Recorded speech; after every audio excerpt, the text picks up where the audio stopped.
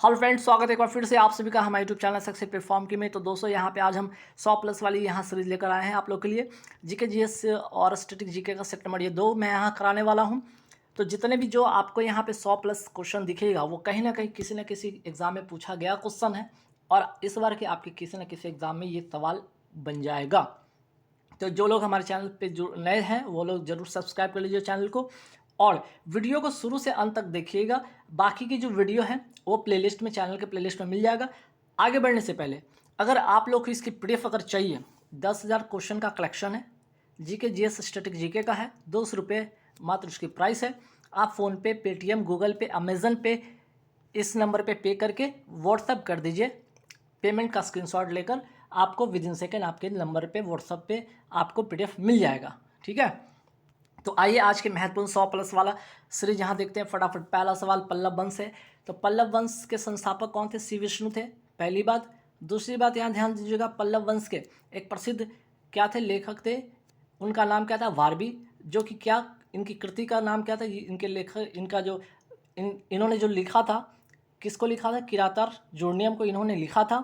भारवी हैं, पल्लव वंश के हैं, ये भी याद रखिएगा। इनके एक प्रसिद्ध ये जो है आपकी यहाँ पे कृति है। ठीक है, चलिए फिर बात करते हैं पल्लव वंश के और क्या इंपॉर्टेंट बन सकता है। नरसिंह वर्मन प्रथम। ठीक है, नरसिंह वर्मन प्रथम, इन्होंने क्या कराया था? रथ मंदिर का निर्माण कराया था। ठीक है, नरसिंह प्रथम। ठीक है, नरसिंह वर्मन प्रथम ने रथ मंदिर का निर्माण कराया था। अगर पूछा जाए रथ मंदिर है कहाँ से, तो महाबलीपुरम। ये महाबलीपुरम पड़ता कहाँ पे? तमिलनाडु में है।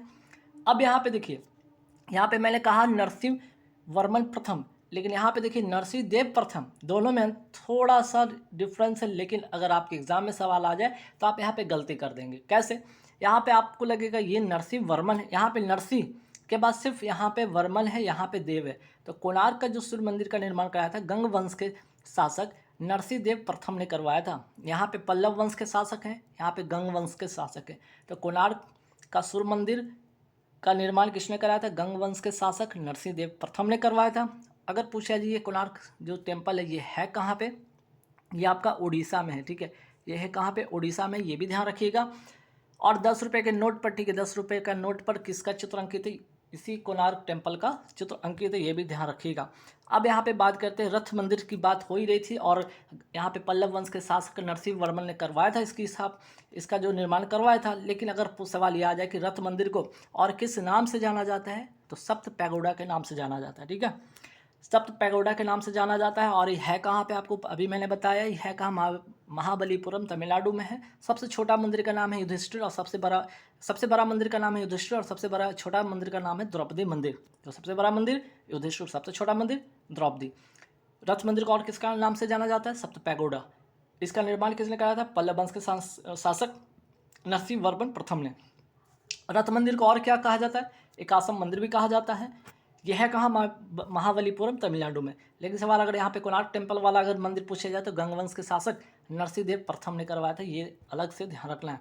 अब यहाँ पे बात हो रही है, अब यहाँ पे सप्त पैगोडा की बात हुई। रथ मंदिर कहाँ का? तमिलनाडु का महाबलीपुरम का सप्त पैगोडा कहा जाता है। लेकिन अगर आपसे सवाल पूछे ब्लैक पैगोडा किसे कहा जाता है, तो कोणार्क का जो सूर्य मंदिर है इसे कहा जाता है ब्लैक पैगोडा। है कहाँ पे? उड़ीसा में। अभी मैंने बताया गंग वंश के शासक नरसिंह देव प्रथम ने इसका निर्माण करवाया था। आगे बढ़ते, चोल वंश के संस्थापक कौन थे? विजयालय इसके संस्थापक थे। बात यहाँ पे एलोड़ा का मैं करने वाला हूँ। एलोड़ा का कैलाश मंदिर का निर्माण किसने कराया था? राष्ट्रकूट वंश के कृष्ण प्रथम ने। ठीक है, राष्ट्रकूट वंश के शासक कौन करवाया था? कृष्ण प्रथम ने करवाया था। अगर पूछा जाए एलोरा टेम्पल है कहाँ पे? महाराष्ट्र में। एलोरा से एक सवाल, 20 रुपये के नोट पर किसका चित्र अंकित है? तो 20 रुपये के नोट पर आपका एलोरा का जो टेम्पल है वो अंकित है। ठीक है, अगर पूछा जाए अगर ये है कहाँ, तो महाराष्ट्र में है। ये है कहाँ? महाराष्ट्र में। सवाल आपसे ये पूछा जाए कि ठीक है ये किस धर्म से रिलेटेड यहाँ पे इसमें कृति है, तो बौद्ध धर्म हो गया, आपका जैन धर्म हो गया, और आपका हिंदू धर्म, ये तीनों धर्म का यहाँ पर कृति है। ठीक है, अगर पूछा जाए अजंता का जो टेम्पल है ये कहाँ है? ये भी महाराष्ट्र में। ठीक है, ये भी कहाँ पे? महाराष्ट्र में। और यहाँ पे किस धर्म का है कृति? तो यहाँ पे बौद्ध धर्म का कृति। ठीक है, तो यहाँ पे जितने बौद्ध धर्म से रिलेटेड चीज़ें हैं, अजंता की जो गुफा है वहाँ पे महाराष्ट्र में है। यहाँ पे एलोरा की गुफा में बौद्ध धर्म, जैन धर्म और हिंदू धर्म के जो भी चित्र हैं, जो भी आपके वहाँ पे कृति मिलेंगे वो वहीं पे मिलेंगे। 20 रुपये का नोट पर अंकित जो है आपका एलोरा का टेम्पल है। 10 रुपये के नोट पे कोणार्क का सूर्य मंदिर का टेम्पल है। चलिए तमिलनाडु की अगर मैं बात करूँ, यहाँ पे तमिलनाडु कहाँ, तमिलनाडु एक जगह है कांची, कांची का कैलाश मंदिर का निर्माण किसने कराया था? पल्लव वंश ने कराया था।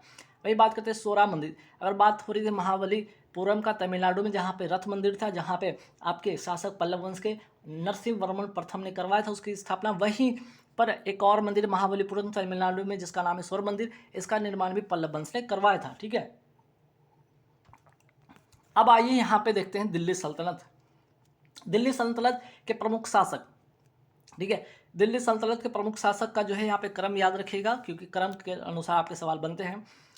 यहाँ पे आप ऐसे याद रखिएगा, बहुत सारे ट्रिक है, बहुत सारे लोग अलग अलग ट्रिक बना के रखे हैं, है ना। गुलाब खिले तो, ठीक है, गुलाब खिले तो सुगंध लेना। ग से गुलाम वंश हो गया, ख से खिलजी वंश हो गया, त से तुगलक वंश, से सैयद वंश और ल से लोधी वंश। गुलाम वंश की अगर मैं बात करूँ 1206 में इसकी स्थापना होती है। ठीक है, कुतुबुद्दीन ऐबक जो है इसका संस्थापक होता है। और दूसरी इंपॉर्टेंट बात क्या है, इसकी मृत्यु जो होती है कब होती है? 1210 में हो जाती है इसकी मृत्यु। और किसके? चौगान, ठीक है, चौगान खेलते समय घोड़ा से गिर जाने के कारण इसकी मृत्यु हो जाती है। इसको दफनाया कहाँ जाता है? दफनाया जाता है लाहौर में। ठीक है, लाहौर में इसको दफनाया जाता है। ये 3-4 बातें इंपॉर्टेंट था, है ना। पहली बात, गुलाम वंश स्थापना 1206, कुतुबुद्दीन ऐबक, मृत्यु होता है 1210 में। चौगान खेलते समय घोड़े से गिरकर इसकी मृत्यु हो जाती है, लाहौर में इसको दफनाया जाता है। गुलाम वंश के बाद कौन सा वंश आता है? खिलजी वंश। खिलजी वंश के बाद कौन सा आता है? तुगलक वंश। उसके बाद कौन सा वंश शासन करता है? सैयद वंश। और उसके बाद कौन करता है? लोधी वंश। तो यहाँ पे छोटा सा बात लोधी वंश रिलेटेड महत्वपूर्ण सवाल देखते हैं। लोधी वंश का संस्थापक कौन था? बहलोल लोधी। डायरेक्ट सवाल है आपके एग्जाम में बनेगा। आगरा शहर की स्थापना कौन करवाया था? सिकंदर लोधी ने। और इसने आगरा को क्या बनाया था? अपना राजधानी बनाया था। बात करते हैं सिकंदर लोधी से, एक और सवाल देखने को बनेगा क्या? गुलरुखी, ठीक है, गुलरुखी शीर्षक से फारसी कविताएं, ठीक है, गुलरुखी शीर्षक से फारसी कविताएं लिखने वाला शासक कौन था? सिकंदर लोधी था। सिकंदर लोधी से एक और सवाल, ताजिया निकालने पर प्रतिबंध किसने लगाया था? सिकंदर लोधी ने लगाया था। अब आते हैं, बात करते हैं पानीपत का प्रथम युद्ध। ठीक है, पानीपत का प्रथम युद्ध 21 अप्रैल 1526, मोस्ट इंपॉर्टेंट डेट याद रखिएगा। इब्राहिम लोधी और बाबर के बीच में होता है, जिसमें बाबर की जीत होती है। और यहाँ से क्या होता है? मुगल वंश का जो है काल है वो स्टार्ट हो जाता है। यहाँ से मुगल काल यहाँ से ही स्टार्ट होता है, इसके युद्ध के बाद, जब बाबर जो है इब्राहिम लोधी को हराता है, और यहाँ से मुगल काल स्टार्ट होता है। अगर पूछा जाए कि तुगलमा युद्ध नीति, ठीक है, पैरस, यहाँ पे एक बात होगा कि तुगलमा जो युद्ध नीति है, दूसरी बात कि तोप खाने का पहली बार प्रयोग है, ये किस युद्ध में किया था? तो बाबर ने किया था। किस युद्ध में किया था? पानीपत का प्रथम युद्ध में। कब किया था? 21 अप्रैल 1526 में। और इस युद्ध में किसकी जीत होती है? बाबर की जीत होती है। इब्राहिम लोधी के बीच इसकी युद्ध होता है, और इसी युद्ध में इब्राहिम लोधी युद्ध के स्थल में ही ये मारा जाता है। ठीक है, बात बाबर का कर ही रहा है। अभी दिल्ली सल्तनत चलेगा, ऐसा नहीं, दिल्ली सल्तनत चलेगा, जहाँ पे गुलाम वंश हो गया है, खिलजी वंश, तुगलक वंश, सैयद वंश, लोधी वंश देखेंगे। लेकिन बाबर की बात आ ही गई तो बाबर से रिलेटेड इंपॉर्टेंट बात, ठीक है, बाबर के द्वारा लड़े गए 4 युद्ध बहुत इंपॉर्टेंट, ध्यान रखिएगा। पहला बात, पानीपत का युद्ध, अभी बात होगी 21 अप्रैल 1526, इब्राहिम लोधी प्लस बाबर के बीच में होता है। विजेता कौन होता है? बाबर होता है। खानवा के युद्ध क्यों इंपॉर्टेंट है? सुनिएगा, ठीक है। खानवा के इसलिए युद्ध इंपॉर्टेंट है कि यहाँ पे याद रखिए, जिहाद जो शब्द है ना, ये जो जिहाद का नारा सबसे पहले कहाँ दिया था? बाबर ने इस युद्ध में दिया था। गाजी की उपाधि इसी युद्ध के जीतने के बाद इसने गाजी की उपाधि लेते, तो जिहाद हो गया, दूसरा गाजी हो गया, ये खानवा युद्ध से संबंधित है। 17 मार्च 1527 को होता है ये युद्ध, राणा सांगा और बाबर के बीच में होता है। फिर से बाबर क्या हो जाता है? यहाँ पे जीत जाता है। और ये अगर खानवा पूछे तो खानवा है कहाँ? तो भरतपुर राजस्थान में एक स्थान है जहाँ पे ये युद्ध हुई थी। फिर बात होती है खानवा के बाद होता है पानी इसका बहुत सारा ट्रिक भी है। पानी पी खाना खा चल घर, ऐसे करके ना, पानी पी खाना खा चल घर, ऐसे करके लोग याद करते हैं। आप भी याद कर सकते हैं, वरना अब बार बार प्रैक्टिस करेंगे डेफिनेटली याद हो जाएगा, जरूरत नहीं है ट्रिक का। ठीक है, अब आते हैं यहाँ पे चंदेरी का युद्ध, या खानवा का युद्ध हो गया। फिर बात करते हैं खानवा के युद्ध के बाद हम बात करते हैं चंदेरी का युद्ध। चंदेरी का युद्ध कब होता है? चंदेरी का युद्ध होता है 29 जून 1528 में होता है। मेदिनी राय और बाबर के बीच में होता है। यहाँ फिर से बाबर क्या हो जाता है? विजेता होता है। ठीक है, विजेता होता है। फिर बात करते हैं घाघरा का युद्ध। घाघरा का युद्ध कब होता है? 6 मई 1529 को अफगान और बाबर के बीच में होता है। फिर से बाबर क्या हो जाता है? यहाँ पे विजेता हो जाता है। और इसी बात यहाँ पे खानवा का युद्ध होता है, अभी मैंने बात किया था यहाँ पे 1527 में। ठीक है, 1527 जो है 17 मार्च 1527 को खानवा के युद्ध होता है, जिसमें कि जिहाद का नारा सबसे पहले बाबर ने इसी युद्ध में दिया था। खानवा के युद्ध फिर से यहाँ पे 17 मार्च 1527 राणा सांगा बाबर के बीच में था। इसी जीत के बाद गाजी की उपाधि बाबर ने लिया था। ठीक है, बाबर ने दान देने के कारण खुद को कौन सी उपाधि से सम्मानित किया था? अपने आप को कलंदर की उपाधि से अपने आप को सम्मानित किया था। अब आइए दिल्ली सल्तनत के गुलाम वंश का पहला शासक कौन था? कुतुबुद्दीन ऐबक, जिसने इसकी स्थापना किया था। एकता प्रणाली किसने चलाया था? इल्तुतमिश ने चलाया था, इसी का ये दामाद था। गुलाम वंश का अंतिम शासक कौन था? समुद्दीन कैमरूस था। ठीक, चलिए ये 3 बातें गुलाम वंश से। अब इसके बाद इसी में ही एक बलबन भी आता है। बलबन का नाम वास्तविक नाम था बहाउद्दीन। ये इल्तुतमिश का क्या था? गुलाम था। ठीक है, ये किसका गुलाम था? ये इल्तुतमिश का गुलाम था। 1266 में गियासुद्दीन बलबन के नाम से दिल्ली के गद्दी पर बैठता है और सिजदा और पैबोस प्रथा की शुरुआत इसी ने करवाया था और लौह एवं रक्त की नीति भी इसी ने करवाया था। ये 2 बातें, ठीक है, ये 2 बातें महत्वपूर्ण है। सिजदा एवं पैबोस प्रथा की शुरुआत किसने किया था? बलबन ने किया था। लौह एवं रक्त की नीति किसने अपनाया था? बलबन ने अपनाया था। ठीक है, चलिए बलबन से रिलेटेड और क्या सवाल हो सकता है? चलिए ये हो गया 2 बातें। अब आते हैं गुलाम वंश के बाद खिलजी वंश। दूसरा स्टार्ट होता है वंश खिलजी वंश दिल्ली सल्तनत का। इसका संस्थापक कौन है? जलालुद्दीन। ठीक है, जलालुद्दीन फिरोज खिलजी। अब बात होती है सेना को नगद देने, वेतन देने तथा स्थायी सेना की नींव रखने वाला शासक कौन था? ये अलाउद्दीन खिलजी था। अलाउद्दीन खिलजी से बहुत ही महत्वपूर्ण सवाल है। एक तो इसका जो खिलजी वंश का संस्थापक था जलालुद्दीन फिरोज खिलजी। और अगर बात करते हैं इसके बाद जलालुद्दीन फिरोज खिलजी के बाद कौन आता है? आपका अलाउद्दीन खिलजी इसके बाद शासन करता है और इसने सबसे पहले सेना को नगद वेतन देने और स्थायी सेना की नींव रखने की ये जो है इसने शुरू किया था।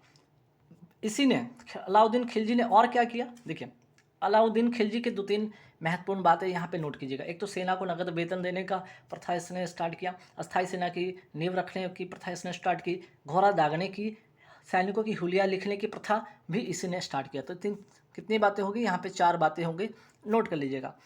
सेना को नगद वेतन देने, अस्थायी सेना की नींव रखने, घोड़ा दागने और सैनिकों की हुलिया लिखने की प्रथा। चलिए अब बात करते हैं दक्षिण भारत की विजय के लिए अलाउद्दीन खिलजी ने किसको भेजा था? मलिक काफूर को भेजा था। ये भी बहुत बार सवाल एग्जाम में पूछा गया है।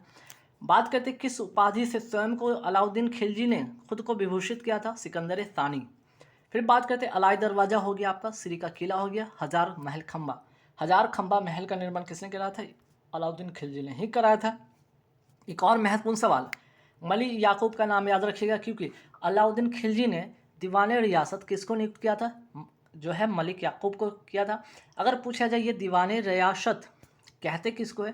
तो दीवान रियासत जो कहते हैं इसका अर्थ होता है व्यापारियों पर नियंत्रण तथा बाजार नियंत्रण की पूरी व्यवस्था को संचालन करने वाले को कहा जाता था दीवान रियासत। और इसको नियुक्त किसने किया था? मलिक याकूब को नियुक्त किया गया था। किसने किया था? अलाउद्दीन खिलजी ने इसको नियुक्त किया था।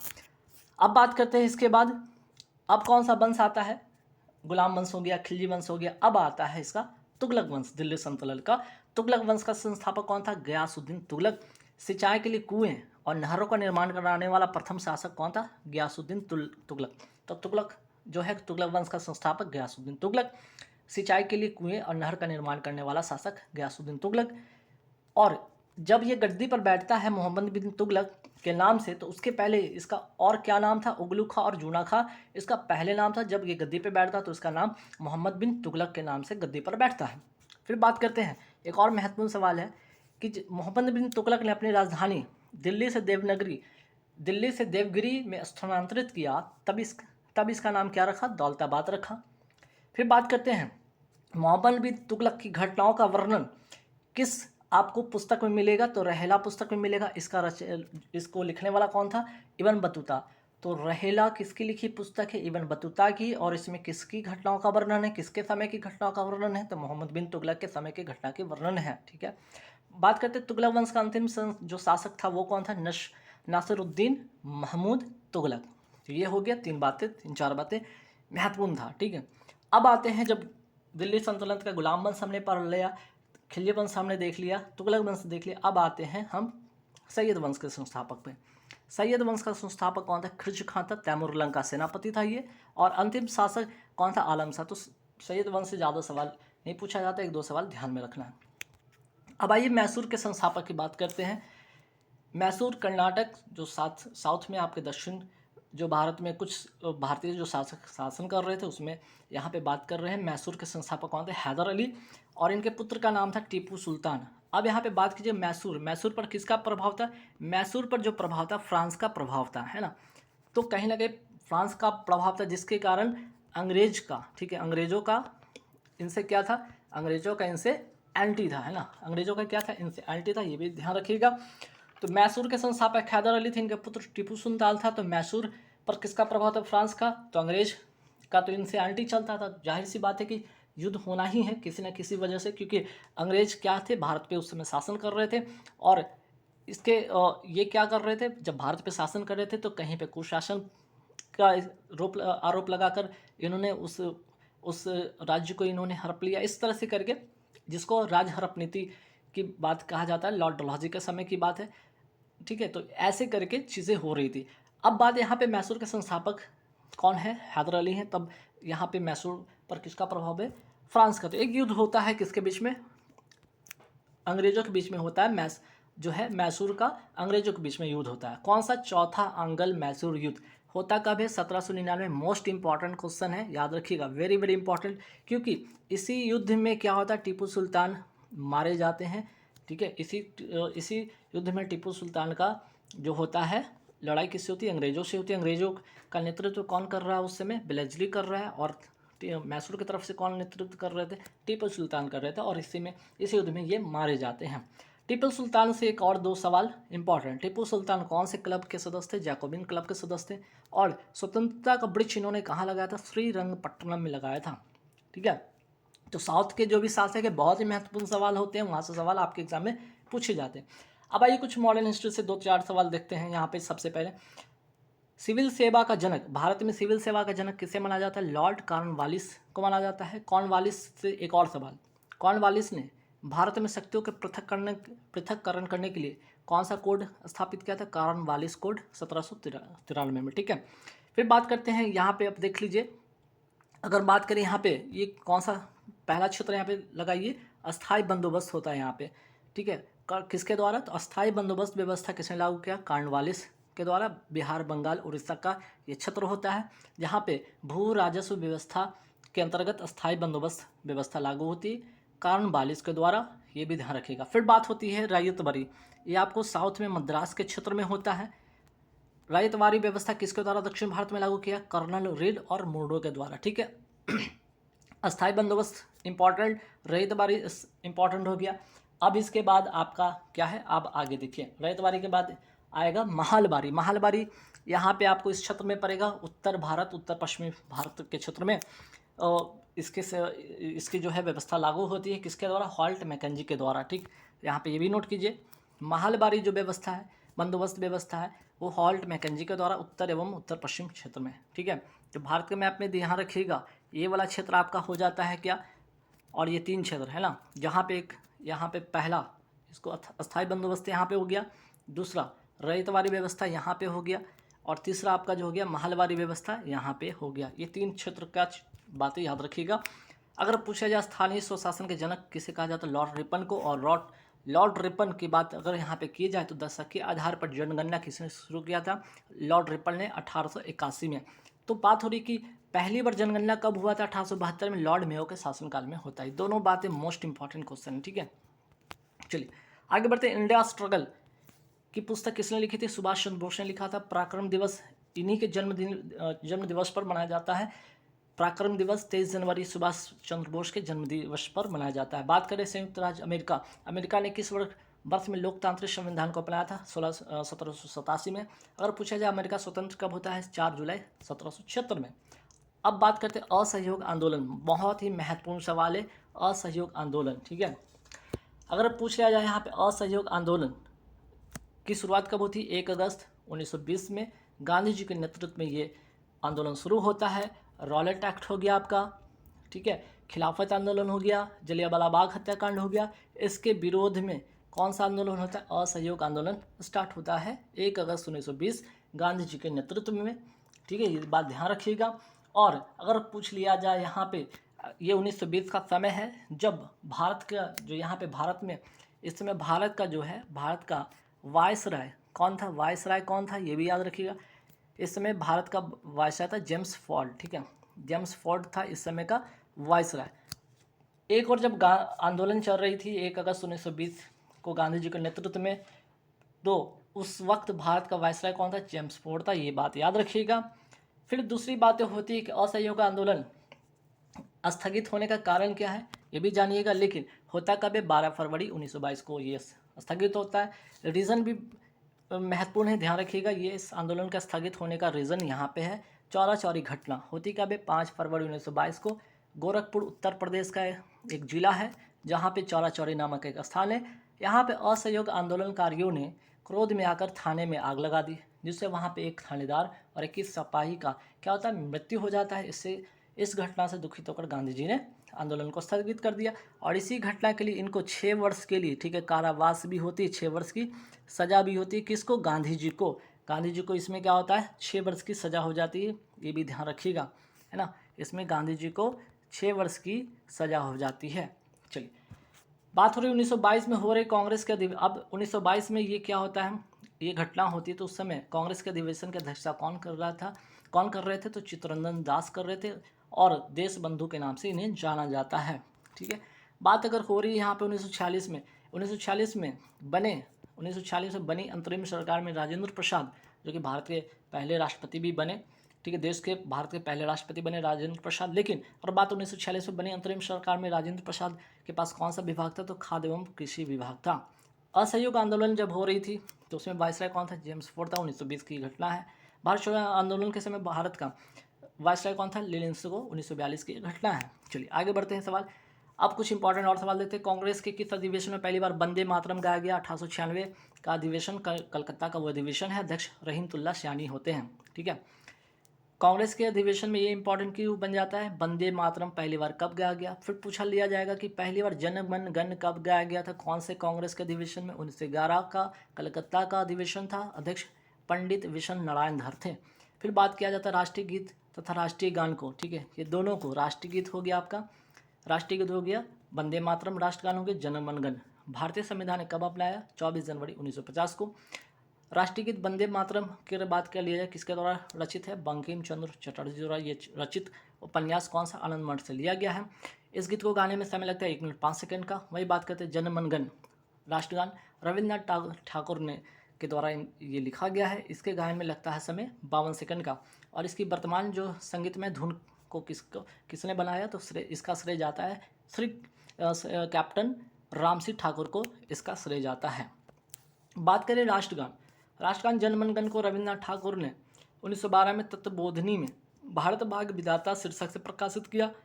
तो ये 1912 वाली बात याद रखिएगा। 1919 में मॉर्निंग सॉन्ग ऑफ इंडिया के नाम से अंग्रेजी में इसको प्रकाशित किया था। बात राष्ट्रीय ध्वज की हो रही है, तिरंगा की हो रही है। 22 जुलाई 1947 को भारत के संविधान सभा ने इसको अपनाया था, ठीक है। भारत का जो आपका है यहाँ पे तिरंगा, ध्यान रखिएगा, ठीक है। तिरंगा यहाँ पे केसरी रंग हो गया, ये सफ़ेद हो गया और यहाँ पे हरा हो गया और चक्र हो गया, ठीक है। चलिए, इसमें चक्र में 24 तिली होती है। बात कर रहे हैं राष्ट्रीय प्रतीक। राष्ट्रीय प्रतीक आपका हो गया अशोक स्तंभ हो गया, ठीक है।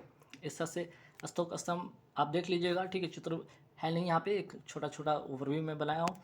जो भी भारत सरकार की मोहर होती है उसमें ये प्रतीक होता है। तो 26 जनवरी 1950 को अपनाया गया। और सारनाथ जो वाराणसी उत्तर प्रदेश में स्थित है, अशोक के सिंह स्तंभ के शीर्ष का भाग है इसकी अनुकृति, ठीक है। अब भाई कांग्रेस के महत्वपूर्ण अधिवेशन को फटाफट एक नज़र में देखते हैं। अब कौन सा?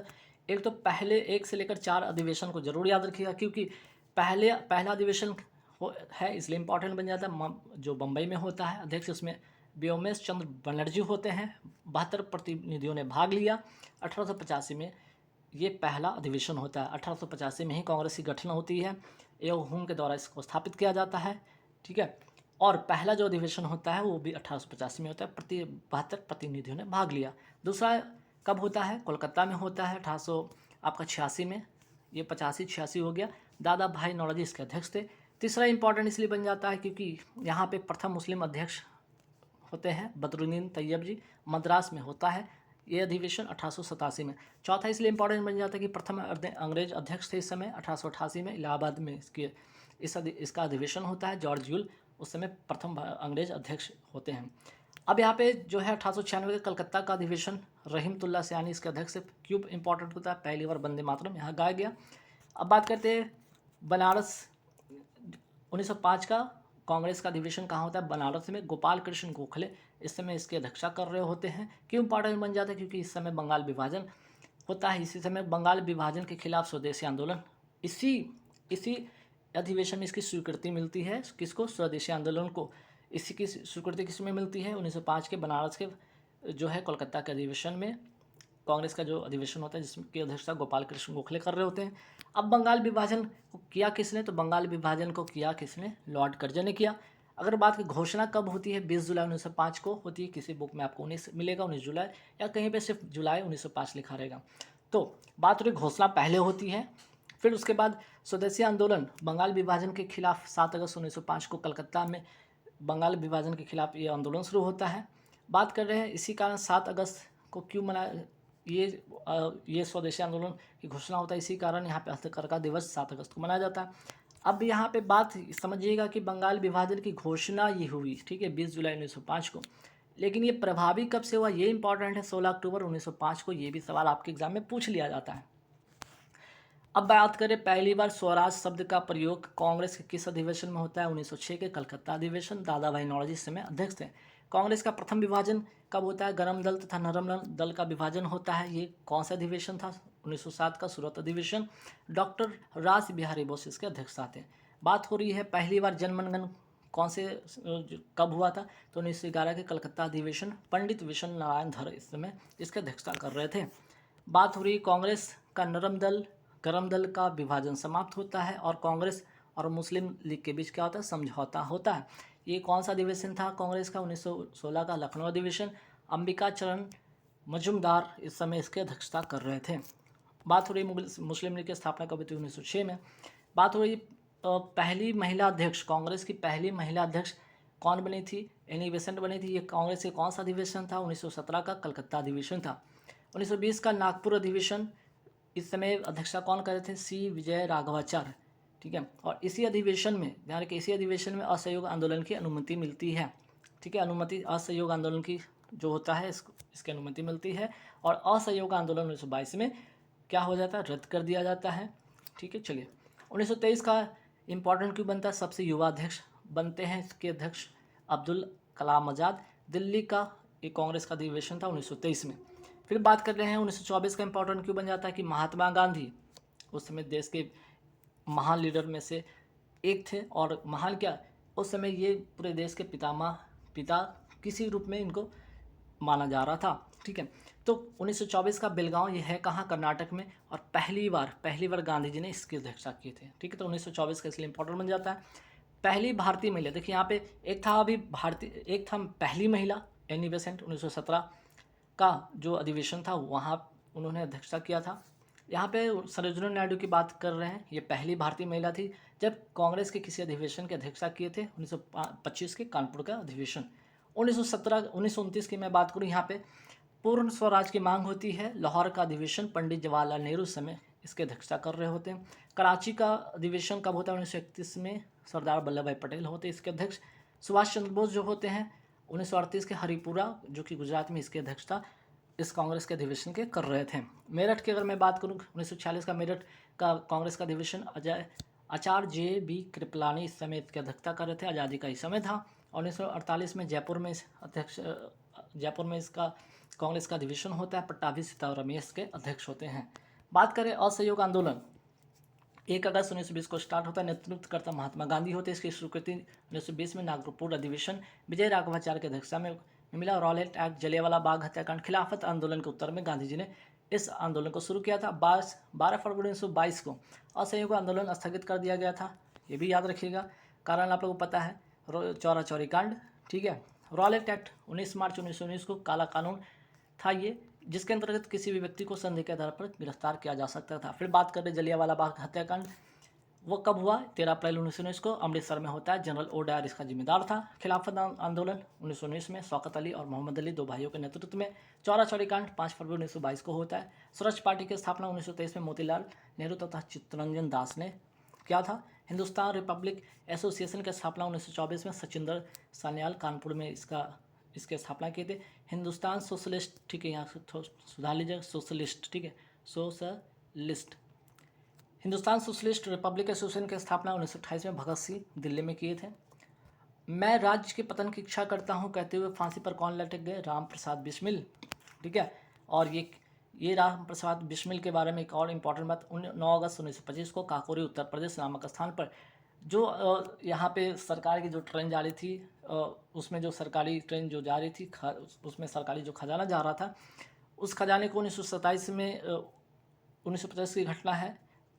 काकोरी एक स्थान है जहाँ पे काकोरी ट्रेन डकैती के नाम से जाना जाता है, या काकोरी ट्रेन लूट हुई थी। उस समय क्या था कि यहाँ पे जो सरकार की जो भी खजाना जा रहा था इस ट्रेन से, तो इस स्थान पे इन्होंने राम प्रसाद बिस्मिल और इनके जो सहयोगी थे राजेंद्र लाहिरी, रोशन सिंह, अशफाकुल्ला खां, सचिंदर सन्याल, अमन नाथ गुप्त ने मिलकर इस घटना को अंजाम दिया था। इसके चलते राम प्रसाद बिस्मिल को 1927 में फांसी दी जाती है और फांसी पर लटकते हुए कह गए कि भाई मैं राज्य के पतन की इच्छा करता हूँ, ये कह के फांसी पर लटक गए, ठीक है। हालांकि इसमें कुछ इनके साथियों को फांसी भी होती है, कुछ को आजीवन कारावास, किसी को कुछ वर्ष की सज़ा भी होती है। बात करते हैं साइमन कमीशन की नियुक्ति कब होती है। साइमन कमीशन 1927 में इसकी नियुक्ति होती है जॉन साइमन की अध्यक्षता में।